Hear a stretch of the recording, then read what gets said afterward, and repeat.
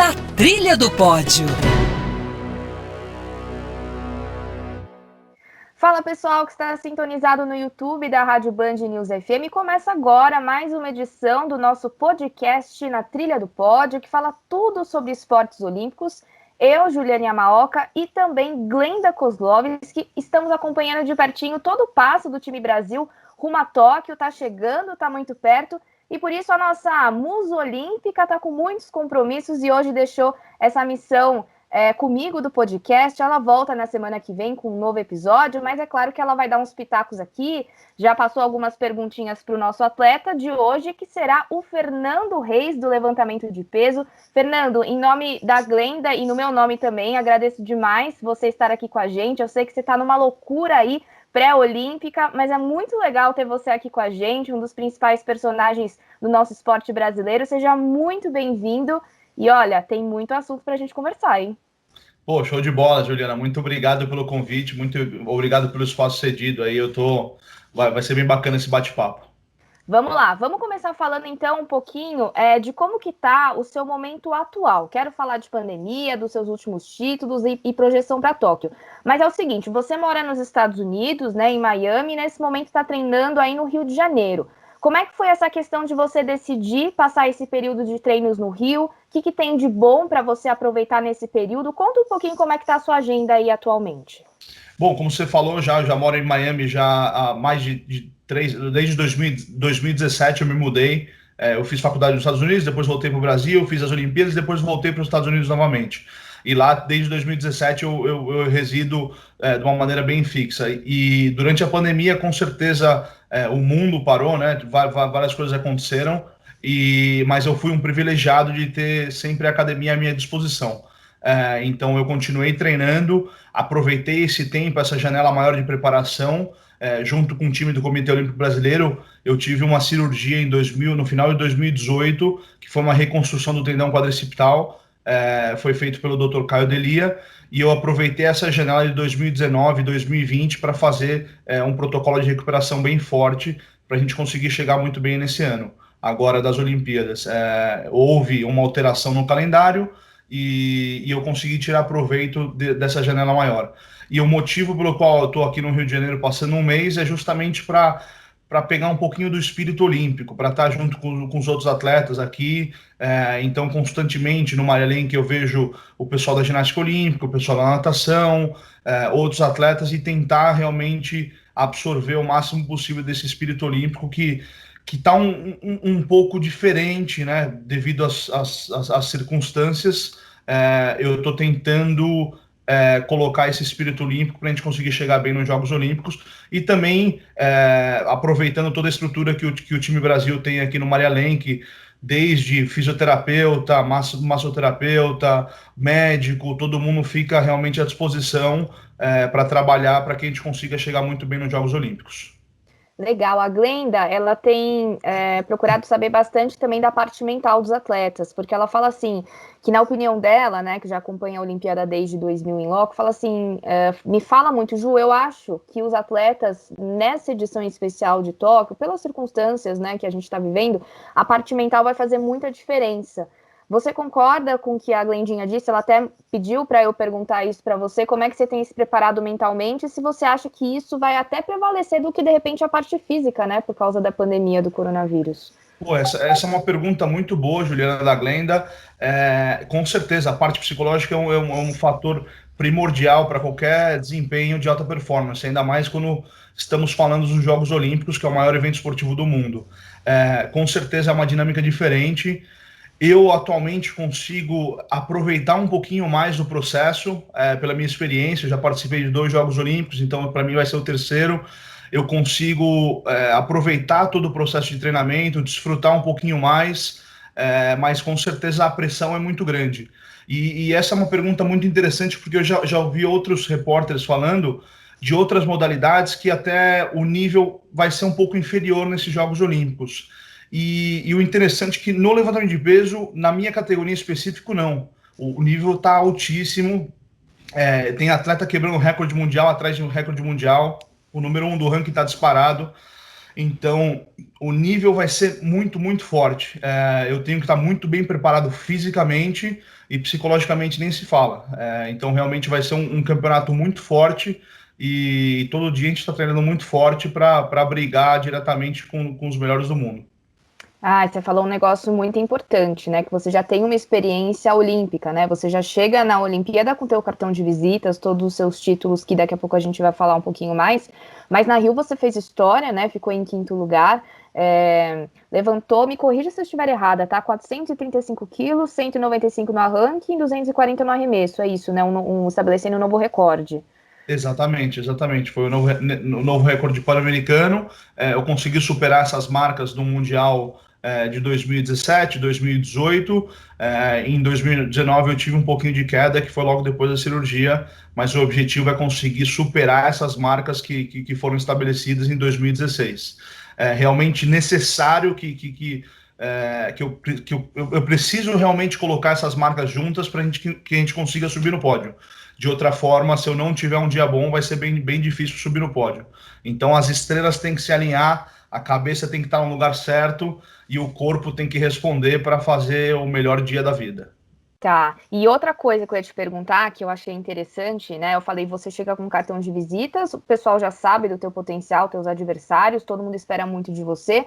Então, como lidar com essa questão de você entrar com uma possibilidade real de medalha para o Brasil, e aqui sem querer criar pressão, mas é porque os teus resultados dizem muito sobre isso, e como que você aproveita essa sua maturidade de já ter 2 edições de Olimpíada na carreira, para entrar tranquilo, né? O que essa experiência olímpica anterior te proporciona e te deixa tranquilo com esse favoritismo, de certa forma, que os brasileiros esperam de você, Fernando?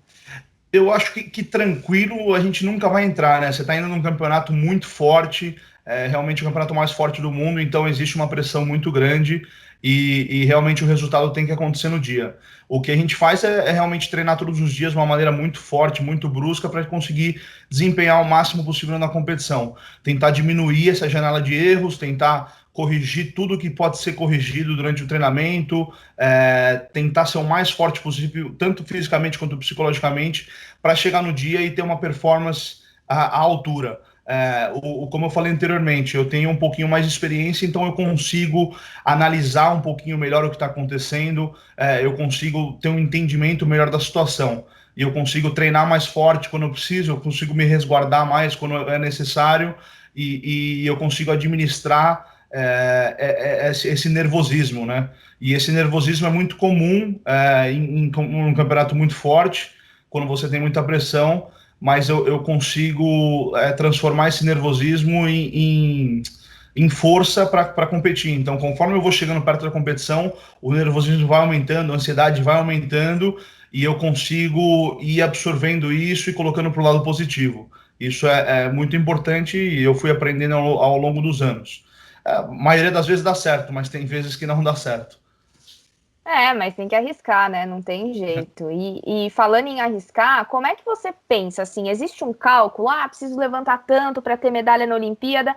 Ou você tem acompanhado de perto os seus adversários mais fortes e com base no que eles estão fazendo, você procura fazer o seu? Ou você prefere nem olhar, você já faz o seu com a tua comissão? Como que funciona isso de você tentar projetar o que você precisa fazer, tendo em base a medida do peso? Como é que você trabalha isso? Pô, essa é uma pergunta muito boa, Juliana, porque a competição, o espectador só vê o produto final, mas existe uma competição muito forte no backstage, onde são as pedidas, onde você está jogando com a sua capacidade atlética. Então, junto com a comissão e, obviamente, com a minha capacidade atlética, a gente consegue ou jogar outro levantador na fogueira, ou ser prejudicado também. Existe um jogo muito rápido e dinâmico das pedidas no backstage, na parte de aquecimento.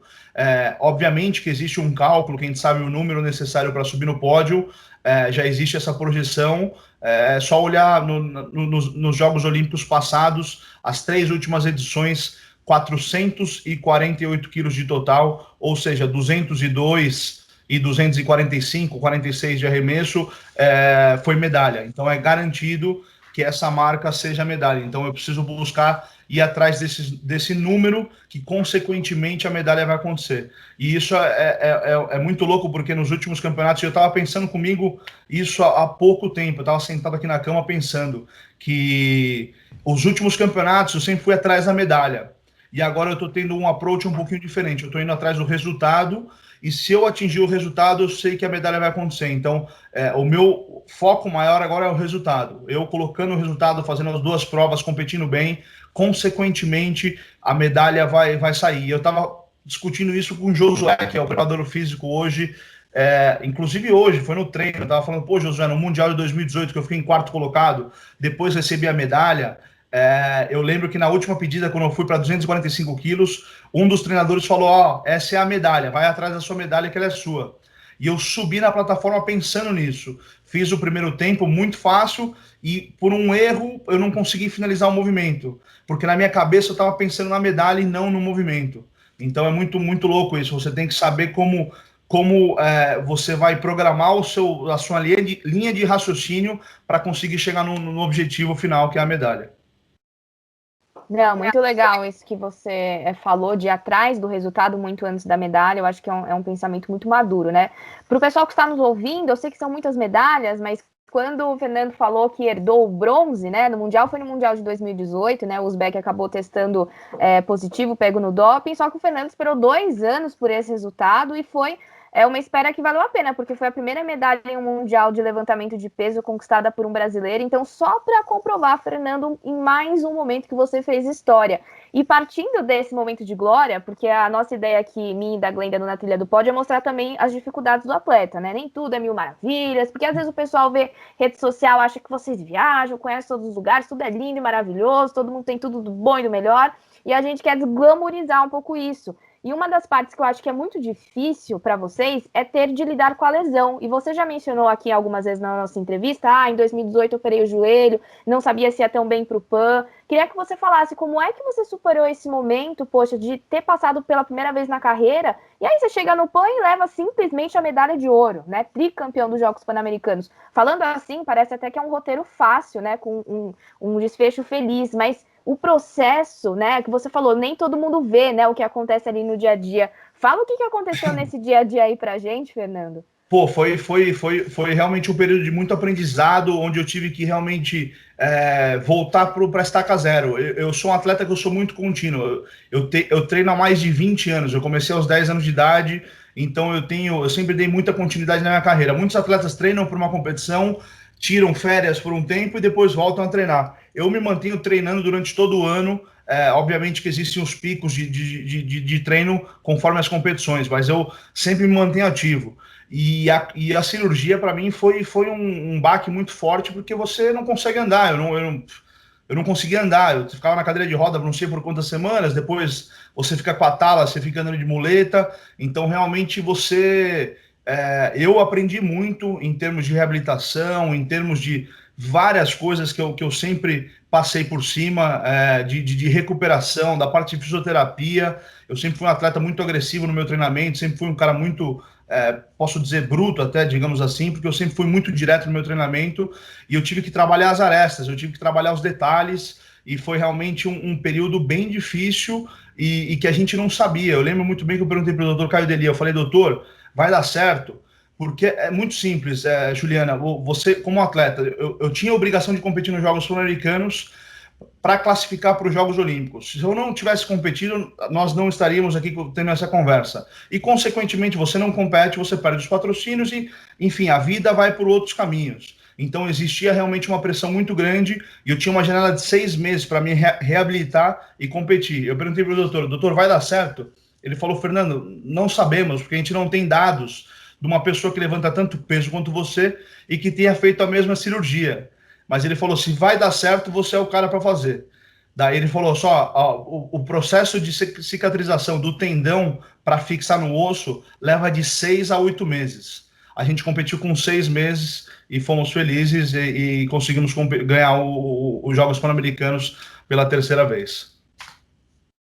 Baita de uma história, né? Agora eu queria saber o seguinte, em abril desse ano você conseguiu ser tetra, né, do Pan-Americano da tua modalidade, lá na República Dominicana. Você acha que esses resultados que você teve, né, aí depois da lesão, colecionando o PAN, você teve resultados muito bons, né, Fernando, pela lesão, assim, sem sombra de dúvidas é o que eu falo, a gente fala que você é um dos favoritos, apesar de você pensar em resultado, mas isso te dá mais confiança depois desse tetra? Qual que é a tua visão sobre esses seus últimos resultados? Isso te credencia como um dos favoritos, na sua opinião? Com certeza, coloca a coroa de mais forte das Américas, né? Que a gente já carrega esse termo já por um bom tempo, mas ao mesmo tempo mostra que a gente tem que fazer muito, tem que trabalhar muito ainda, falta um pouquinho para a gente conseguir chegar no topo do mundo. Então, existe um gap bem significativo da Panamérica para os europeus, para o campeonato europeu, para os russos, para os ucranianos, georgianos. Então, realmente, eles são os caras mais fortes do mundo. Então, existe um pequeno gap. Então, eu penso que, para mim, para que eu possa brigar diretamente com eles, para mim nada mais do que uma obrigação ganhar e passar o carro na Panamérica para eu conseguir chegar e brigar diretamente com eles. Você já esteve no Japão em alguma ocasião para Nunca. competir ou treinar? Nunca fui para o Japão e tô amarradão, acho que vai ser muito legal. Vai ser um pouco diferente, com certeza, mas vai ser uma experiência bem legal. E o que você está esperando assim? Não digo nem em termos esportivos, daqui a pouquinho a gente fala sobre a Olimpíada em si, a projeção, mas fuso horário, alimentação, verão, né? Vocês vão chegar lá, vai estar muito quente. A questão da aclimatação. O Japão é um país que certamente as pessoas têm muita curiosidade pela cultura, gastronomia. E você que nunca foi, o que você está imaginando esperar lá? Você já recebeu encomenda de familiar para comprar Hello Kitty, comprar lá os eletrônicos? Como que está a expectativa para desbravar o Japão? Juliana, eu sou um cara prático, eu não compro nada. Eles podem pedir tudo, mas eu não compro nada. Eu vou com uma mochilinha e volto com a mesma mochilinha. Minha mulher fica louca, ela pede tudo, ela quer tudo, e eu acabo sempre só trazendo uma lembrancinha. Mas com certeza eu estou esperando muita organização, né? O povo japonês é muito organizado, tudo isso acho que vai ser uns Jogos Olímpicos bem interessantes. Vai ser uma dinâmica um pouco diferente, mas eu espero muita organização, eu espero que tudo eu tenho certeza que, como a gente vai ficar na base de treinamento feita pelo Comitê Olímpico Brasileiro, a comida vai ser muito boa, toda a logística, estrutura, o Comitê Olímpico Brasileiro, eles tomam conta de uma maneira bem profissional, então eu não preciso me preocupar com isso. A dinâmica de vila vai ser um pouco diferente. Parece que a gente não vai poder ficar tantos dias na vila, a gente vai ficar numa base, depois vai entrar na vila de uma maneira rápida, 3, 4 dias, competir, e depois queimar o chão e sair fora para o Brasil. Se Deus quiser, com a medalha no peito. E assim espero, hein? Vai ter o retorno do Na Trilha do Pod, você e sua medalha e Glenda Kozlovski aqui em agosto. Oh. Não, vamos torcer por isso. Mas, Fernando, me diz uma coisa. Quando você, assim, alguns atletas que a gente conversa, eles evitam até falar assim, eu sei que tá perto, mas ao mesmo tempo ainda tá longe. Procuro não pensar muito. Mas não tem jeito, né? Eu queria saber o seguinte, quando você visualiza ali você entrando na vila, como você acabou de descrever, dando os primeiros passos no Japão, né? Desbravando ali onde é que você vai ficar, como é que vai ser. O que vem na tua cabeça? Porque aquele menino lá de 10, 11 anos que começou na modalidade, será que ele sonhava que ele iria conseguir tanta coisa maravilhosa? Passa um filme na sua cabeça só de pensar que você vai estar encarando o maior evento esportivo do mundo, o auge da carreira de qualquer atleta? Com certeza passa um filme, mas para mim já se tornou algo muito real, né? Muito, muito real. E interessante essa pergunta que você fez, Juliana, do menino que eu lembro muito bem quando eu comecei. Na época a gente não tinha tanta tecnologia como tem hoje. Não tinha YouTube, não tinha esses meios de mídia digital. E eu lembro que eu tinha algumas fitas VHS que meu treinador me dava, que eu assistia as categorias super pesados. Mesmo eu sendo um garoto de 10 anos de idade, pesando 60 quilos, eu sempre assistia a categoria mais pesada, super pesado, e eu assistia várias vezes. Olimpíadas de Seul, de Atlanta, e é muito louco. Parece que o destino caminha nessa direção, e hoje eu sou um super pesado, brigando aí com os mais fortes do mundo. Né, sensacional. E sabe uma coisa que eu fiquei perguntando enquanto estava falando? Porque era um menino de 60 quilos. Conta pro pessoal que está te conhecendo no sentido da tua rotina, porque teu nome já virou manchete pelos seus resultados. Mas como é que as pessoas podem, que não têm tanta familiaridade assim com a sua modalidade, entender como que funciona a sua rotina de treinos, né? Todo mundo deve estar pensando, pô, quantas calorias o Fernando tem de ingerir? Ele fica quanto tempo? Será que ele fica o tempo inteiro lá puxando peso? Ou será que tem alguma hora que ele precisa fazer físio? Não sei. Então explica pro pessoal como geralmente é a sua rotina. Eu sei que você tá no Rio agora, mas geralmente, assim, como que funciona? Que hora você acorda? Tem folga na semana? Não tem? Como que é a tua rotina? Bom, eu tenho durante o dia dois períodos de treino. Um na parte da manhã, às 10h30 da manhã, até meio-dia e meio, 1 hora da tarde. Na parte da tarde, às 5h30 até às 7h30 ou 8 horas. Enquanto eu não estou treinando, eu estou fazendo fisioterapia. Enquanto eu não estou fazendo fisioterapia, eu estou comendo. Enquanto eu não estou comendo, eu estou dormindo. Então, pô, o cara é chato demais, Juliana. Não acontece nada na vida do cara. É só isso, só. É 24 horas fazendo isso. Eu tenho algumas outras coisas que eu faço também por fora, que eu também faço alguns trabalhos nos Estados Unidos, peço alguma consultoria, faço outros trabalhos, mas minha vida é bem regrada em relação a isso. Então, eu tenho, por particularidade da minha categoria, que eu sou super pesado, eu peso 155 quilos, eu tenho que comer muito para manter o meu peso corporal. Se eu deixo de comer, eu tenho 6 a 7 refeições diárias. Se eu deixo de comer essa quantidade exagerada, eu acabo perdendo muito peso. Então eu preciso constantemente estar comendo para manter o meu peso corporal. Eu tenho uma briga com a balança de maneira oposta, né? As pessoas querem perder, eu preciso ganhar e manter. Isso acontece direto, da briga em casa direto, que a minha mulher sobe na balança e fala, pô, ganhei 1,5 kg. Falei, pô, eu perdi 2. Dá briga toda hora em casa. Mas isso faz parte da minha rotina, já estou acostumado. Nossa, que engraçado esse relato, né? Para você ver como tudo é uma relação, é uma questão de ponto de vista, né? O que é bom para você pode não ser bom para o outro, né? Engraçado isso da tua esposa falando, muito bom. Você falou na tua resposta, e eu já ia até te perguntar, porque na sua entrevista para o nosso colega Enciclopédia, né? Ele e Glenda Kozlovski, vou falar na Band, viu? As duas Pô, o cara referências. conhece muito, viu? Tamo mal de jornalista para cobrir essa Olimpíada, hein, Fernando? Ele conhece muito e conhece muita gente envolvida no esporte. Ele falou os nomes enciclopédicos. Ele abriu aquela entrevista lá no Maratona com você, já falando um monte de coisa, e você lá trocando Exatamente. ideia de igual para igual, incrível. Mas nessa entrevista, né, tá até no YouTube do Band Esportes, para quem quiser conferir, que foi recente, inclusive, você falou que desenvolveu uma metodologia própria, né, para ajudar outros atletas. E você relatou isso no meio da tua rotina aí de treinos. Por que você resolveu ter essa atitude e como que você faz para colocar isso na sua rotina também, que já é corrida, né? Ao longo dos 20 anos de carreira, eu passei por diversas escolas, aprendi diversas maneiras de ensinar e aprender o levantamento de peso olímpico. E no Brasil, a gente sempre teve uma carência muito grande de conhecimento. Houve, no final dos anos de 2000, 2010, um boom no mundo através da modalidade do CrossFit, onde muitas pessoas começaram a fazer o CrossFit e isso trouxe muita luz para o levantamento de peso olímpico. E o esporte, o levantamento de peso olímpico, sempre foi um esporte um pouco desconhecido e até um pouco esquecido. E o CrossFit acabou trazendo luz, onde as pessoas comuns conseguem entender um pouquinho do movimento. Fazendo uma analogia simples, é uma pessoa que vai fazer um arranco com 40 quilos, ele fala, poxa, como é difícil fazer isso. Ele vê na televisão um cara fazendo com 200 quilos, ele fala, meu Deus do céu, como é que esse cara faz isso? E isso, por eu ter passado por diversas escolas, eu comecei a absorver e aprender o que serve e o que não serve para a gente.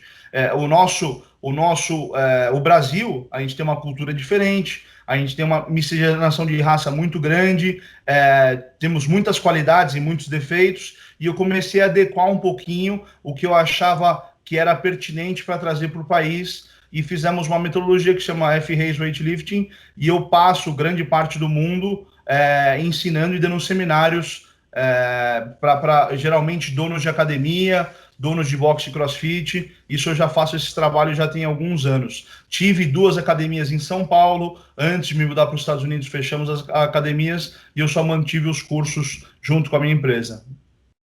Ah, legal. Agora eu não posso esquecer de fazer uma perguntinha para a Glenda, porque geralmente a gente abre o podcast falando sobre a questão do período da pandemia, né? Eu sei que você já tomou a primeira dose da vacina nos Estados Unidos, vai tomar a segunda ainda, ou no Brasil ou por lá, mas a Glenda geralmente gosta de saber como é que foi o seu período de receber a notícia do adiamento. Eu sei que você teve o privilégio de não parar de treinar, né? Isso foi muito bom. Então, se você puder dar esse relato para a nossa Glenda Kozlovski, por favor. Com certeza. Bom, primeiramente foi realmente de choque, né? Quem esperava que o maior evento esportivo do mundo seria postergado, ainda estava muito no começo, a gente não sabia realmente a magnitude do problema e não sabia realmente que o mundo ia entrar em colapso, né? Obviamente que depois que você começa a entender um pouquinho melhor a situação, você sabe que é completamente normal. O adiamento foi realmente algo ruim, mas bom, né? Digamos assim, fica difícil falar, mas foi algo necessário, né? O mundo tinha que realmente parar, se adequar para que a vida é o mais importante. Nós falamos aqui antes de começar a entrevista, como é que você está? Tudo bem? Tudo bem? Como é que está a saúde? Isso é o mais importante, o resto é conversa fiada. O resto a gente dá um jeito, o mais importante é a saúde e realmente o resto é o resto, não tem tanta importância. Então fica até difícil falar de esporte, até difícil falar de outras coisas, quando a gente tem algo um pouquinho mais importante na linha. Né, você tem toda a razão. E não adianta você querer planejar tantas coisas, né? Acho que a gente aprendeu isso na pandemia, de que talvez semana que vem é um período muito longo, né? O amanhã já é um pouco difícil de planejar, mas de nada adianta se a gente não tem saúde, né, Fernanda? É o que você falou, né? Tem que se preservar, ainda mais vocês atletas, né? Com certeza, com certeza. E isso eu já tinha aprendido um pouquinho quando eu fiz a cirurgia no joelho.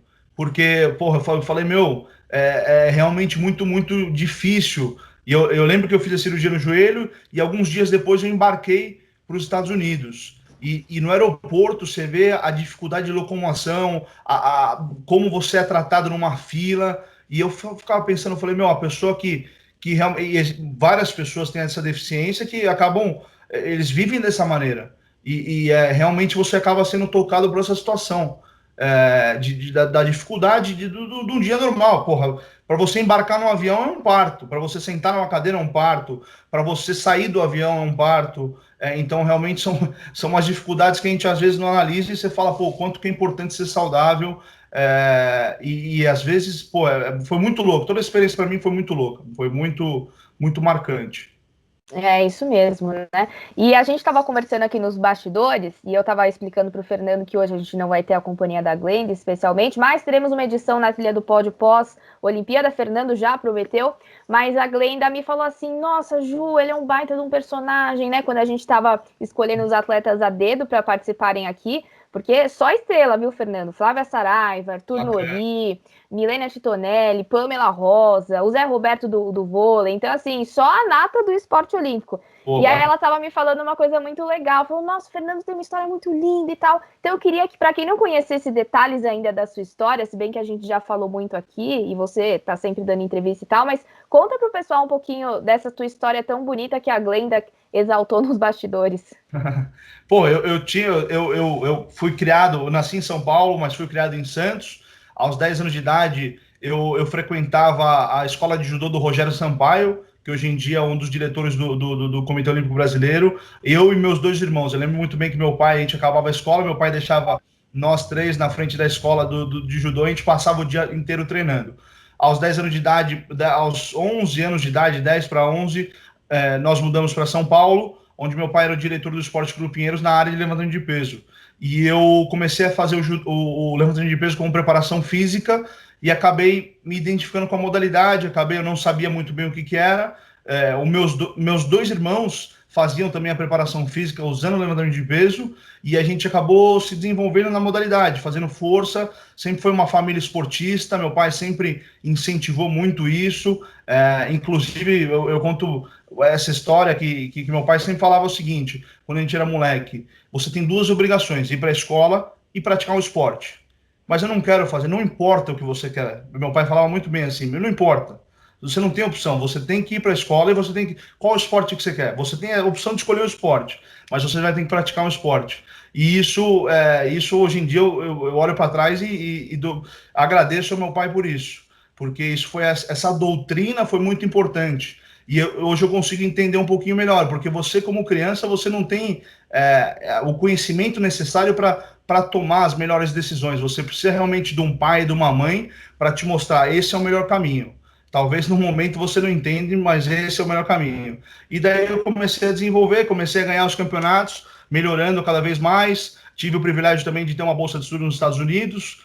Fui para os Estados Unidos, fiquei 4 anos, voltei para os Jogos Olímpicos do Rio 2016, competi, que foi uma experiência fantástica, e depois voltei para os Estados Unidos. Então são 20 anos aí de vida que eu resumi em 2 minutos. Essa foi boa. E o esporte é muito mais do que a tua profissão, é o seu estilo de vida, né? Algo que vem ali de moleque. Isso é muito, muito legal. Ó, já faltam 2 perguntas para eu te liberar. A primeira delas é a seguinte: o nosso podcast aqui na Trilha do Pod, é claro que tem muita gente que já aprecia o esporte olímpico e já sabe de muitas coisas que a gente está falando aqui. Mas a nossa ideia também, Fernando, é pegar as pessoas que estavam aí interessadas em conhecer mais, até pela proximidade da Olimpíada, e quando vocês estiverem lá competindo, as pessoas já saibam do Fernando, que o pai incentivou, que come mais de 10 mil calorias por dia, tetracampeão, arrasou no PAN, cirurgia, que as pessoas te olhem lá competindo e saibam da sua história, né? Então é nossa missão contar essas histórias dos atletas. E eu queria que você explicasse para o pessoal, mais uma vez voltando para o pessoal que não tem muita familiaridade com levantamento de peso, o que eles vão ver na Olimpíada? No sentido do seguinte, Fernando, como é que aumenta lá o peso? Que roupa que você tem que usar? Como que funciona a questão da arbitragem? Pode dar uma pincelada só para o pessoal entender quando te acompanhar na competição, já tá craque ali, já sabendo de todas as regras, tudo que vai acontecer. Eu acho legal isso, porque é importante que as pessoas entendam, porque às vezes essa informação não está acessível num site, né? E ouvir do próprio atleta, eu acho que é muito legal. Então, se você puder explicar para o pessoal aí, eu acho que vão chegar em Tóquio os nossos ouvintes aqui arrasando, já sabendo mais de você mesmo do que você. Com certeza, com certeza. Bom, levantamento de peso é um esporte muito fácil de entender. Primeiramente, quem levanta mais peso ganha, ou seja, o homem ou a mulher mais forte que levanta mais peso ganha. Durante a competição dos Jogos Olímpicos, são 2 provas, o arranco e o arremesso. O arranco é a prova que você tira o peso do chão e coloca acima da cabeça em um só movimento. E o arremesso são em 2 tempos. Você tira do chão, traz a altura dos ombros e depois projeta acima da cabeça. Em cada prova, no arranco você tem 3 tentativas e no arremesso você tem 3 tentativas. A sua melhor marca no arranco é somada com a melhor marca do arremesso, que isso dá a sua colocação geral na competição. Por isso que se chama total olímpico. Então é somado o melhor arranco, melhor arremesso, e você tem o melhor total olímpico, que isso dá a sua colocação no ranking mundial. O levantamento de peso é dividido por categorias de peso corporal. A minha é a mais pesada, são 7 no masculino e 7 no feminino. Então tem desde 56 quilos de peso corporal até 180 quilos de peso corporal. Então existe uma diferença bem grande de biotipos, mas o levantamento de peso é um esporte fácil, não tem subjetividade. É realmente quem levanta mais peso ganha, quem não levanta acaba perdendo. Muito bom, que aula. Agora tá todo mundo pronto para te acompanhar em Tóquio. Ó, para a gente finalizar, queria que você falasse um pouquinho, gente, Paris está logo ali. Tóquio, esse próximo ciclo olímpico vai demorar menos tempo, né? Vão ser 3 anos. Infelizmente, a gente teve uma redução, né, em número de participantes da sua modalidade. Deixa eu ver se eu até anotei aqui. Agora são 120 em 5 categorias por gênero, né? Uma redução de 76 vagas. Como que você recebeu essa notícia, você e a tua comunidade aí do levantamento de peso, Fernando? Essa é uma notícia muito negativa, né? Porque o esporte ele acaba diminuindo o tempo, diminuindo o número de participantes, você acaba tendo um tempo menor de exposição na televisão, então realmente o esporte acaba sofrendo. Existe hoje em dia um movimento para tentar trazer o levantamento de peso, para tentar buscar realmente o que é de bom na modalidade, mas tem que ser mudado algumas alterações na Federação Internacional, para que a gente consiga manter o levantamento de peso nas Olimpíadas e, quem sabe, voltar ao nível de mais atletas competindo. Mas é algo que realmente é algo negativo, não é positivo. Bom, para a gente finalizar a nossa edição aqui do podcast, gostaria que você falasse onde o pessoal pode te acompanhar nas redes sociais. Quiser mandar um abraço para os teus fãs, né, pessoal que te acompanha, o espaço é todo seu aqui para a gente finalizar com chave de ouro, Fernando. Pô, primeiramente agradecer você, Juliana, você, a Glenda também, todo o pessoal pelo espaço. Agradecer a todo mundo que torce por mim, sempre manda mensagem, a todos os meus patrocinadores, o Esporte Clube Pinheiros, Petrobras, o Bolsa Pódio, o Comitê Olímpico Brasileiro, que dá um suporte fantástico, todo mundo que realmente apoia essa jornada para os Jogos Olímpicos.